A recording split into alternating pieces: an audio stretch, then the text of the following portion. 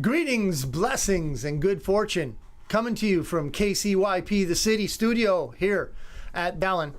This is the Bitcoin Otter, here to help you out with cryptocurrencies, world news, and anything else that'll help you and your family make it through this craziness that the usual suspects are putting us through. So, glad to see you on today's Thursday. We have a new format. Let me let you know that. So, what we're doing now is we are broadcasting from a couple different sites, so I have my Otter phone free. What does that mean? That means I will be looking at the comments. So hopefully we'll be able to get to the point where I can see the comments that everyone's posting. But we're going to have to test that out because I don't see it on my phone right now.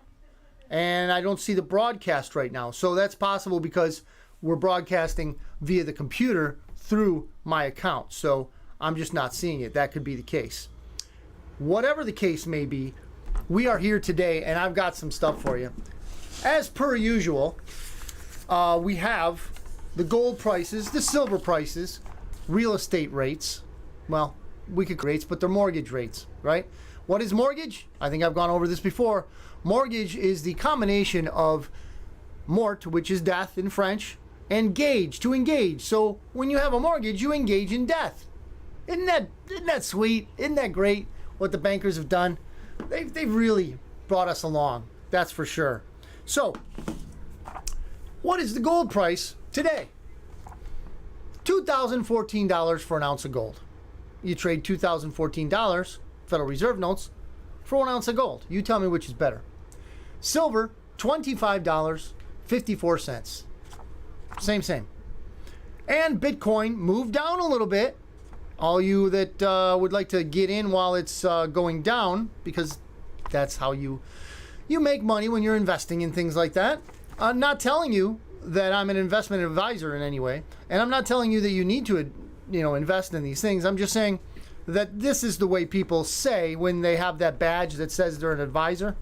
This is what they say. But you be your own arbiter of what it is you're going to do. Average mortgage rate. I got these just before the show, so they're pretty fresh here. A 30-year locked-in rate is 6.81% for your mortgage, 30-year. 15-year, 6.13%. And I've got more news coming up on mortgages, and you're not going to like it. Okay. We're going to start out with crypto the way we usually do. All right? And feel free to call. Now, regardless of whether I can see the comments or not, the Otter phone is open. Okay? So you are definitely free to call the Otter. Call me, and we'll have a conversation if you want. So that's going to be 737-256-9339. 737-256-9339. I'll put you live on the air, and you tell me why I'm wrong or why I'm right or what it is you want to talk about, and we'll talk about it. So this is going on the crypto tip right now. So this is from CoinDesk. U.S. SEC, Securities and Exchange Commission is SEC. U.S. SEC warns advisors they need to know crypto before recommending to clients. So this is what I understand from the economic ninja, who is very savvy on economic things, as you would imagine, being a ninja and all. That being said, if you want to be a financial advisor in this world, which I am not, you have to go through the hoops. You have to learn the legal aspects, the regulatory aspects. You probably have to go to some sort of thought camp so that you are able to inculcate the plans of the bankers to your investors. They don't want yahoos like this one, okay, telling you what you can do and can't do with your money. Now, this Yahoo doesn't tell you what you can do and what you can't do. I just give you options. I don't advise. I'm not an advisor. I didn't go to the thought camp. And I'm not going. Anyway, this is following also. Same article. When brokers or advisors talk to customers about crypto, the advisors must ensure those they're advising understand the products and whether crypto offerings make sense for clients' specific financial situations. According to the bulletin, which represents the staff's view on existing regulations and isn't a new rule. That gobbledygook, ladies and gents, that gobbledygook right there, telling people that brokers or advisors need to tell customers and ensure that they're advising whether or not these things will be good for them. In addition to that, they want these advisors to know the products. They want these advisors to know cryptocurrencies, which, would be a good assumption. If you were to call me Bitcoin Otter and I knew nothing about Bitcoin, what good would I be to you? Not much. But I'm telling you that the SEC is not good to you at all. So it was I believe, a congressional hearing. This guy, Gary Gensler, okay, he's the chairman of the SEC. This guy is wormy. I'm telling you, man, you look at this guy and you just know there's something up with him. He's smarmy. I guess that's the word I want to use. He's smarmy, right? Luke loves that. He loves that expression. So I'm going to try again to see if I can get in here, because I would like to see if I can see the everyone that's coming in on the broadcast. If I can see the broadcast itself. And we're on. Yeah, okay, so I can see it. It's a little bit delayed. So I see Mikey's on and a couple others. So I'm going to look at the comments. He's smarmy. Well, I got to turn down the volume. That's for sure. So I'm going to see the comments now, everybody. It's just a delay. So what I'm thinking is you guys are getting the delay also. And it's just so that they could censor us in case we say something truthful. So what I'm going to talk to you about right now is that while the SEC demands that advisors, financial advisors and crypto advisors, know the products inside and out when they're advising customers, the SEC makes rulings on regulations for cryptocurrencies. Okay?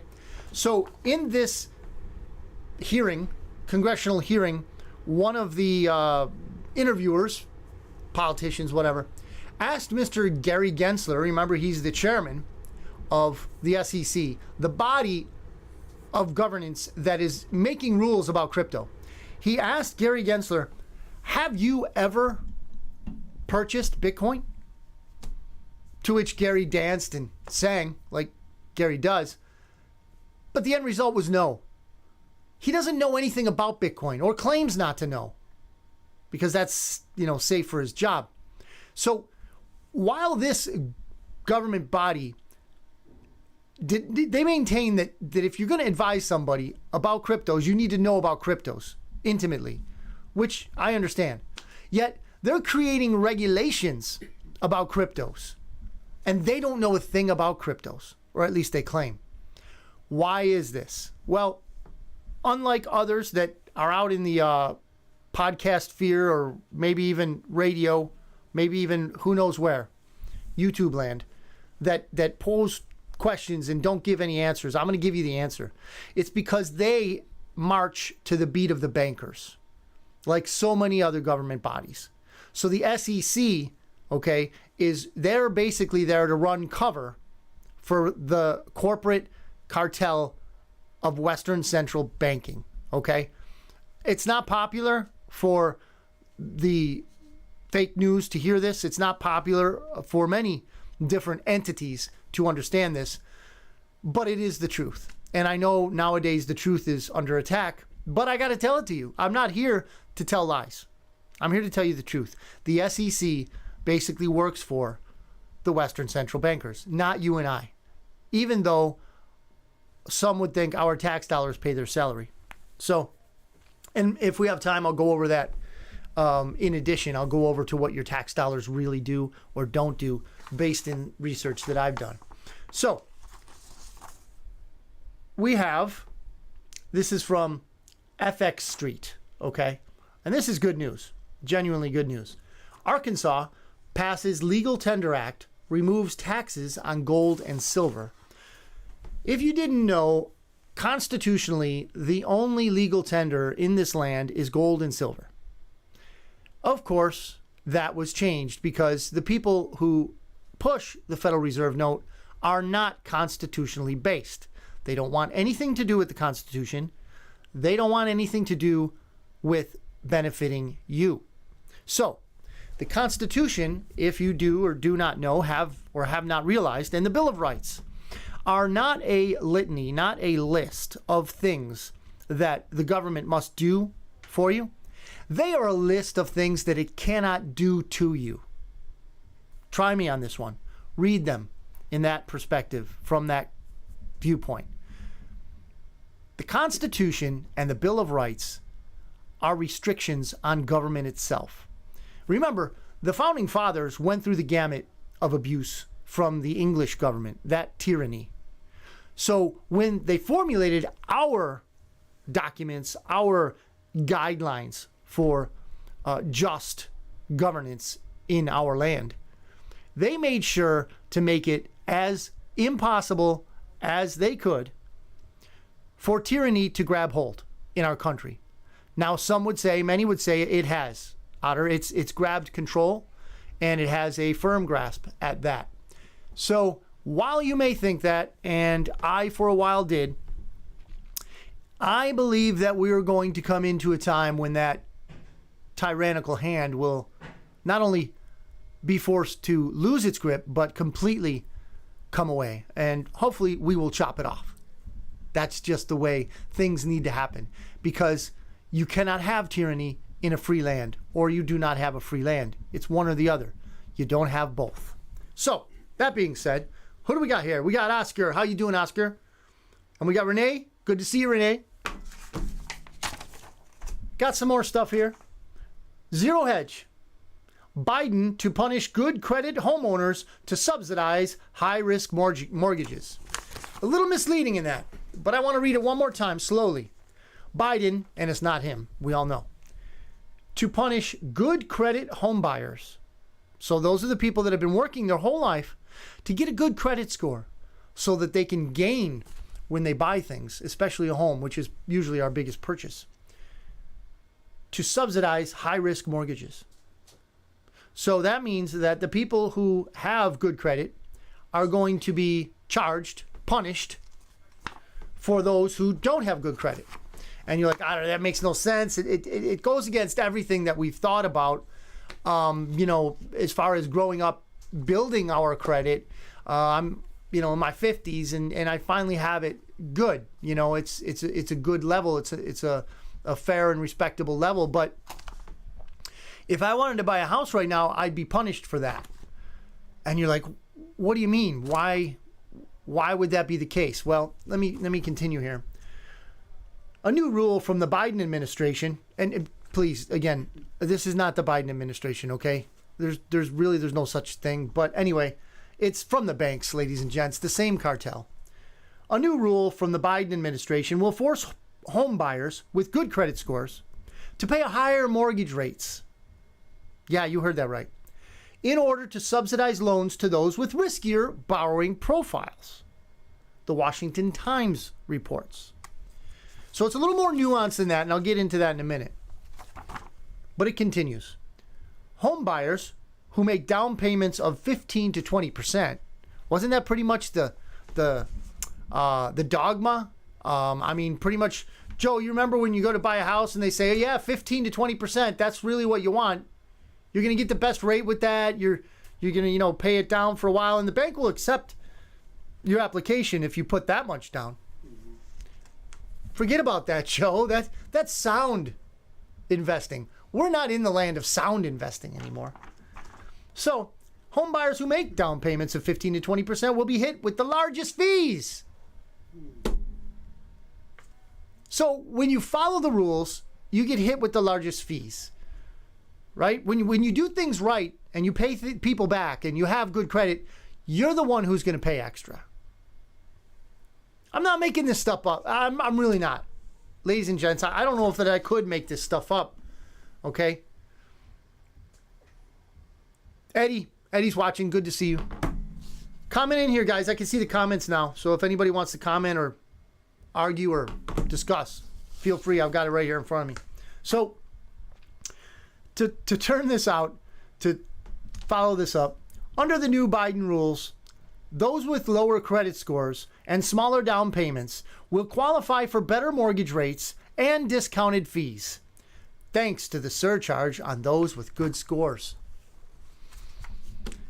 Yeah, that's real. I'm not kidding. I'm not making it up.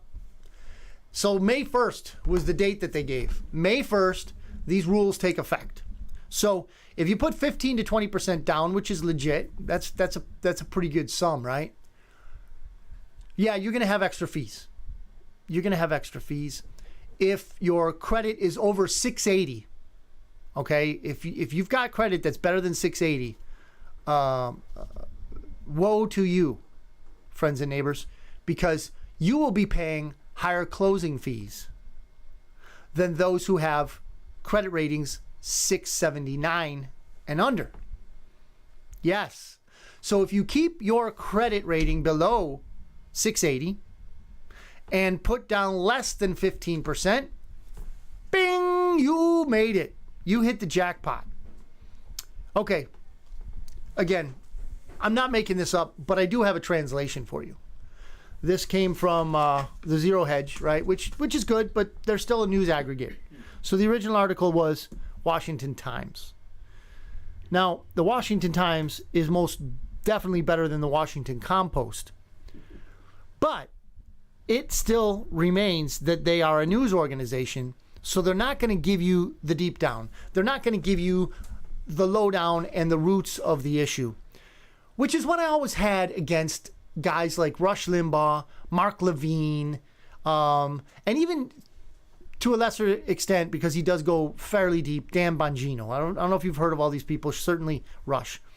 Here's my take on what they do. What Rush did, he was the best, hands down. He would articulate to a T, and he would label these politicians, both Republicans and Democrats, as evil as they are. And he would tell you why. And he would give you an insight, a perspective that you didn't have prior to listening to him, perhaps. But when you were done listening to him, you saw through the smoke and the mirrors. Rush never went to the root cause. Going to what a politician does or says is never going to the root cause. You have to do what any good investigator has ever done. You follow the money. Okay? And it always ends up to who makes the money. What do I mean by make the money? I mean by pressing buttons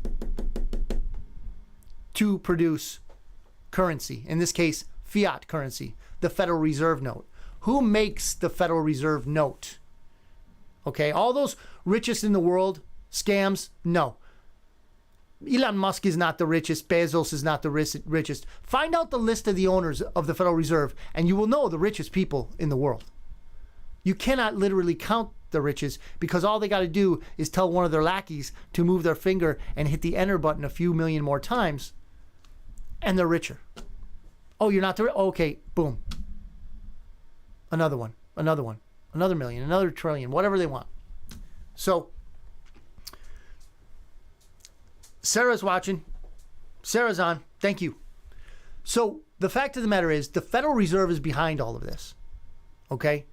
Don't let anyone else fool you. And what are they doing? Well, they've partnered with some despotic companies. One of them is called BlackRock. You may or may not have heard of it. Anyway, BlackRock is this real estate monster that will come in and buy up. They're waging war on the average residential homeowner right now, because what they do is they're scouring the regional banks, the small banks, the big banks, whatever it is, for these distressed properties. And then they sack them up at the lowest price possible. Now, I've told everyone that's willing to listen for a while now that we are going to be in a depression sometime soon. So this is not just me talking, not just this guy on, on Facebook talking, YouTube talking.